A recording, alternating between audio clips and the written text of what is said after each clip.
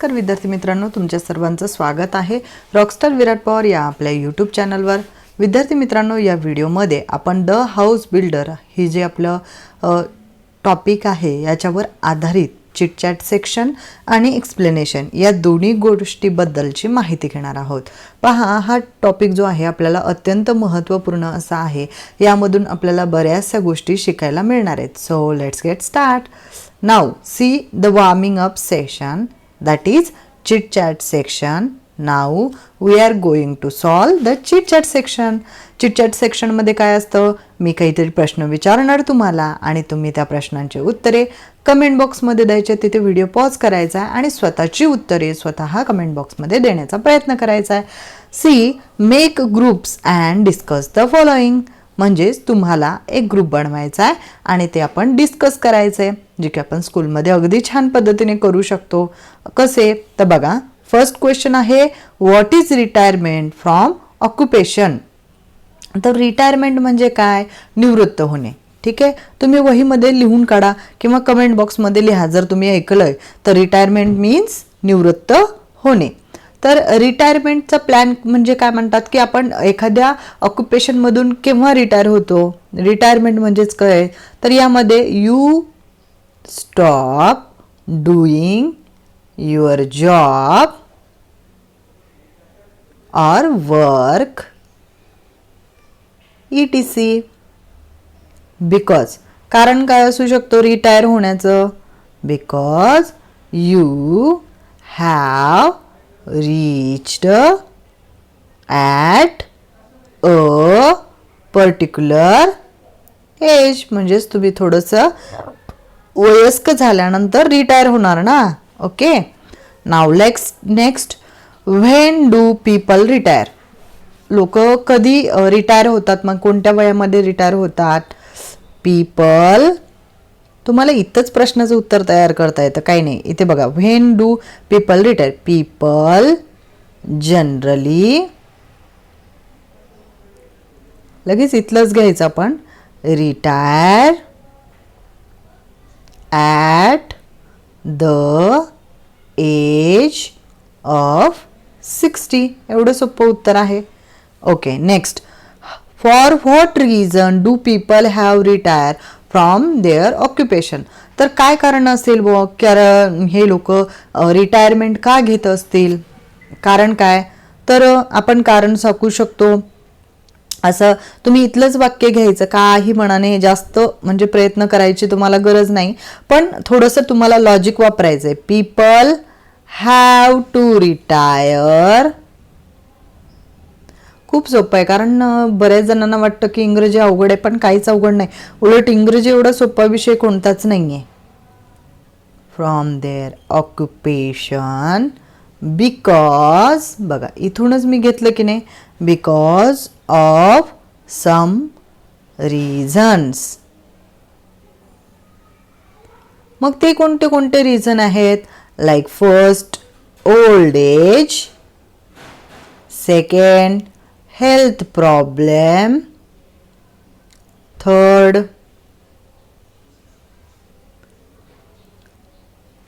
want some time for their family,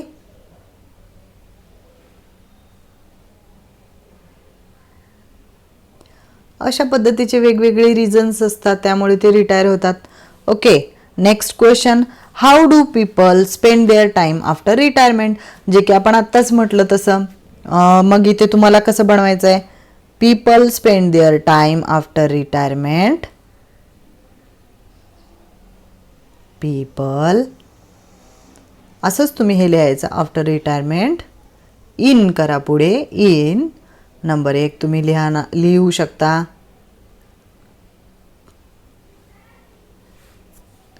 to give time to their family,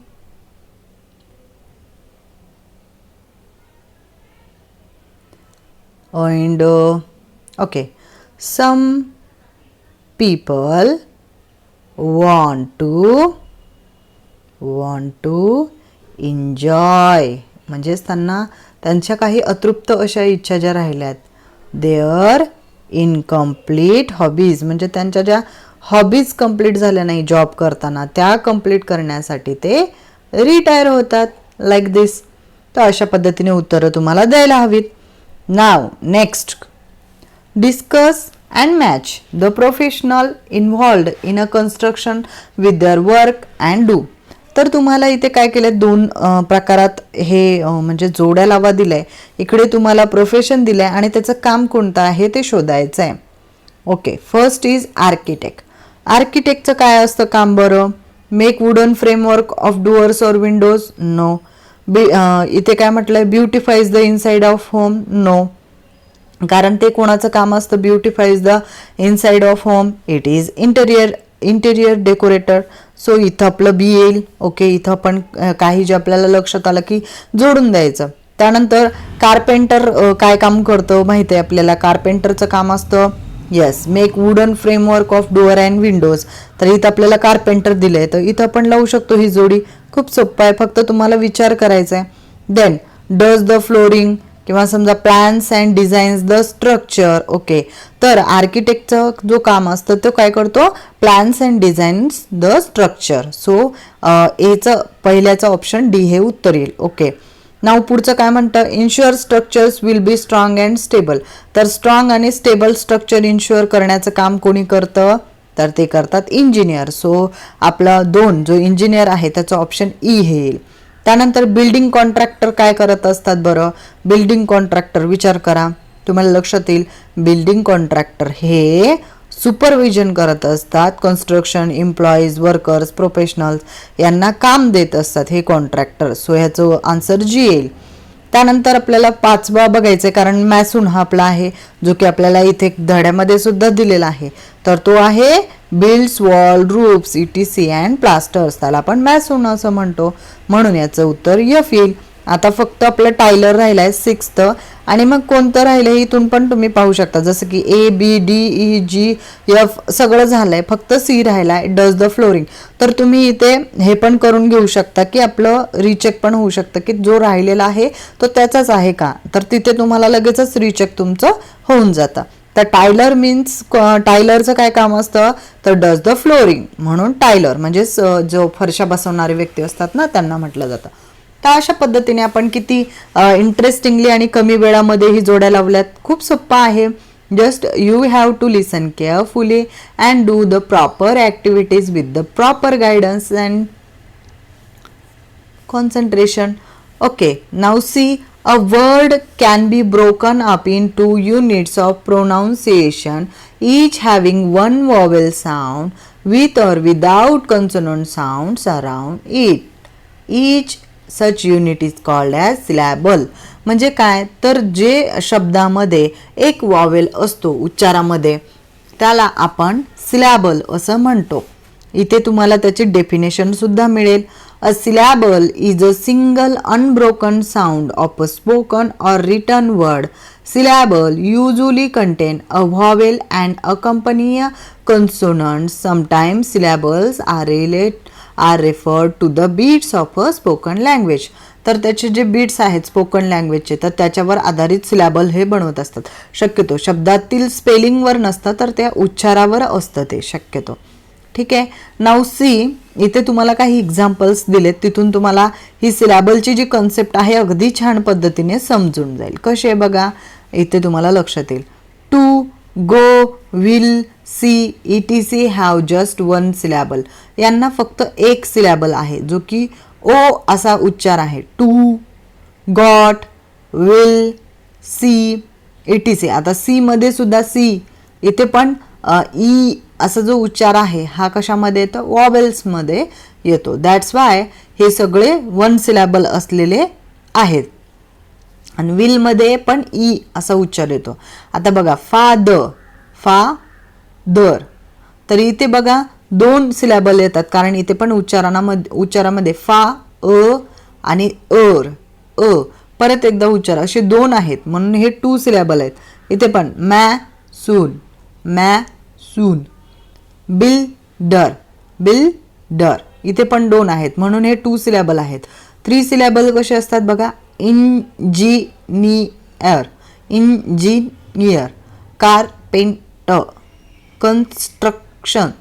तर अशा पद्धतीने हे सिलॅबल्स असतात. ओके, नाऊ आता आपण पुढे जाऊया. द हाऊस बिल्डर जी स्टोरी आहे यातील काही महत्त्वपूर्ण असे जे शब्द आहेत ते आपण घेऊया. So see here. Mason, MASON means one who builds with stone or bricks and cements ETC. आताच आपण वर पण पाहिलेलं होतं. तर त्यानंतर स्ट्रोव म्हणजे काय, मेड ग्रेट एफर्ट्स ETC. तर आपण स्ट्राईव्ह जे पाहिलेलं होतं ना की बी द बेस्ट याच्यामध्ये, त्यानंतर ट्राय अगेन या पोएममध्ये सुद्धा पाहिलं होतं. तर स्ट्राईव्ह म्हणजेच काय, तर आपण हार्डवर्क करणं, एखादी गोष्ट करण्यासाठी खूप प्रयत्न करणं, त्याला आपण स्ट्राईव्ह असं म्हटलं जातं. त्यानंतर डेडिकेशन. डेडिकेशन म्हणजे काय, तर यासाठी committed to task or purpose. तर एखादी काम करण्यासाठी आपण कमिटेड असेल तर त्याला म्हणायचं डेडिकेशन. तर तुम्हाला एक वर्क देईल ज्याचं तुम्हाला जो कमेंट बॉक्स आहे त्याच्यामध्ये काम करायचं आहे, म्हणजे मलाही लक्षात येईल तुम्ही किती ॲक्टिवली म्हणजे जो पार्ट आहे तो पाहता. तर तुम्हाला हा जो शब्द आहे डेडिकेशन, या शब्दापासून जास्तीत जास्त मिनिंगफुल वर्ड्स तयार करायचेत आणि ते कमेंटमध्ये लिहायचेत. मग तुमचे म्हणजे 2 अक्षरी 3 अक्षरी कितीही अक्षरी वर्ड्स आपल्याला चालतील. जसे की मी एक करून दाखवेल इथे तुम्हाला CAT कॅट अशा पद्धतीने. ठीक आहे, आता तुम्हाला बनवायचं आहे आणि याच्यातील शब्दांचा वापर करायचा आहे, जसं की ON ऑन.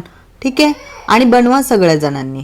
तर नेक्स्ट बघा इथे zeal, ZEAL. Zeal means great enthusiasm and energy in one's efforts.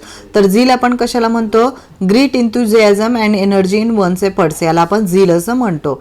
Next is diligence. Diligence means what, DILIGENCE. Diligence means constant careful effort, त्याला आपण डिलिजन्स असं म्हणतो. त्यानंतर इथे बघा परसिस्टन्स, PERSISTENCE. परसिस्टन्स म्हणजेच कंटिन्युअस इफर्ट, आपण या अगोदर सुद्धा हे पाहिलेलं आहे. रिकम्पन्सेन्स्ड, तर इथे मनी गिवन फॉर वर्क डन. तुम्ही एखादी काम करण्यासाठी तुम्हाला जो मोबदला दिला जातं त्याच्यासाठी हे म्हटलं जातं. डिसहर्टन्ड म्हणजे काय, फेल्ट डिसअपॉइंटेड म्हणजे वाईट वाटणं, आपल्याला दुःख होणं, याला आपण डिसहर्टन्ड असं म्हणतो. To no avail means of no use, म्हणजे काही कामाचं जर आपल्याकडून कोणतं काम झालेलं नसेल तर आपण त्याच्यासाठी म्हणतो.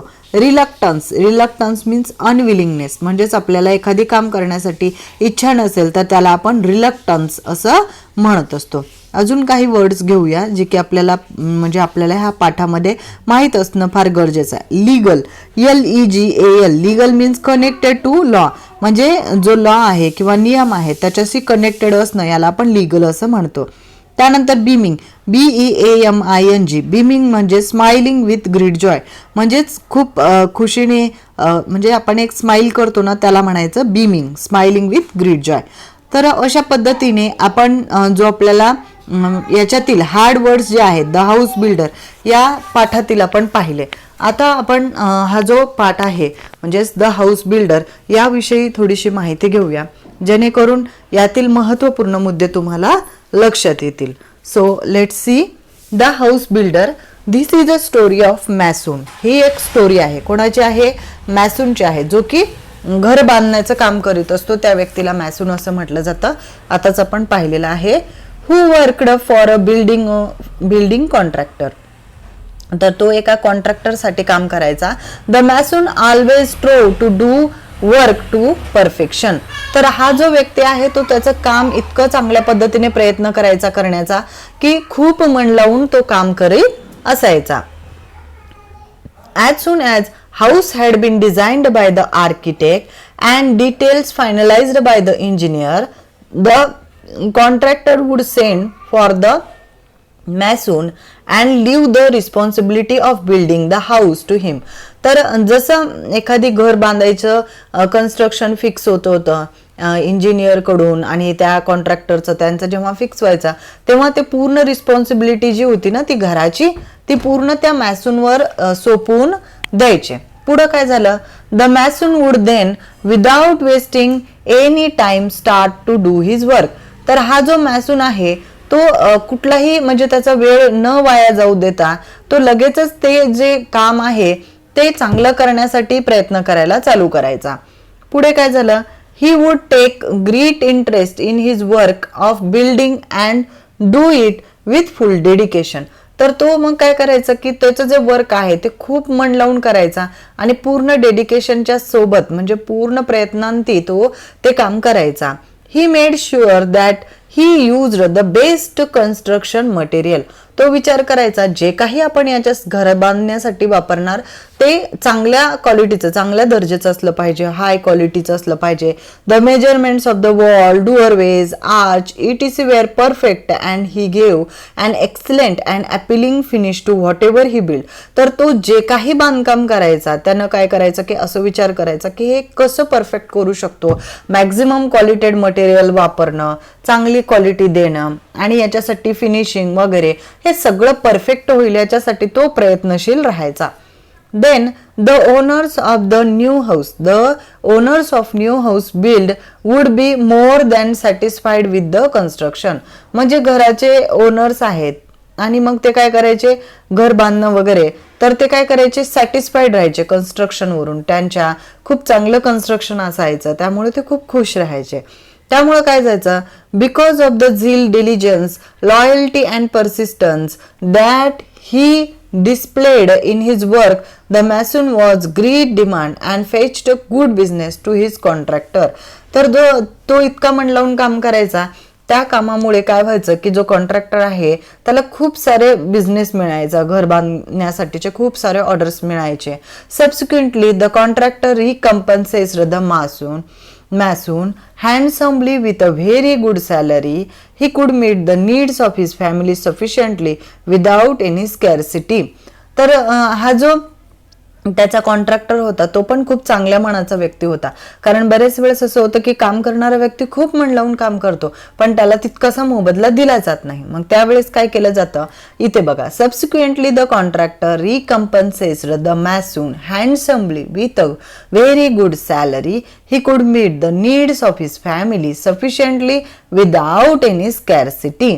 म्हणजेच तो जो आहे तो कुठल्याही प्रकारच्या जे स्कॅरसिटी आहे किंवा जे म्हणतात ना की एखादी गोष्ट कमी असण्यासाठी किंवा प्रयत्न जे असतो तर ते त्याला पडू नये यासाठी तो प्रयत्नशील म्हणजे त्याचा जो मालक आहे तो त्याचे जे काही बिझनेस मधून फायदा व्हायचा तर त्यातून त्याला एक चांगली अशी पगार देत होता आणि त्यातून तो जो मॅसून आहे तो त्याचं घर चांगल्या पद्धतीने चालवू शकत होता, त्याला कुठल्याही गोष्टीची कमतरता भासत नव्हती. The mason thus continued working with a great devotion for many years till he became a grandfather. मग काय झालं, हा जो मॅसून आहे त्याने इतकं चांगलं काम केलं, त्याने ते काम इतकं चांगल्या मन लावून कम्प्लीट केलं अगदी तो ग्रँडफादर होईपर्यंत म्हणजे आजोबा होईपर्यंत. Then he decided that it was time to retire and spend time playing with his grandchildren.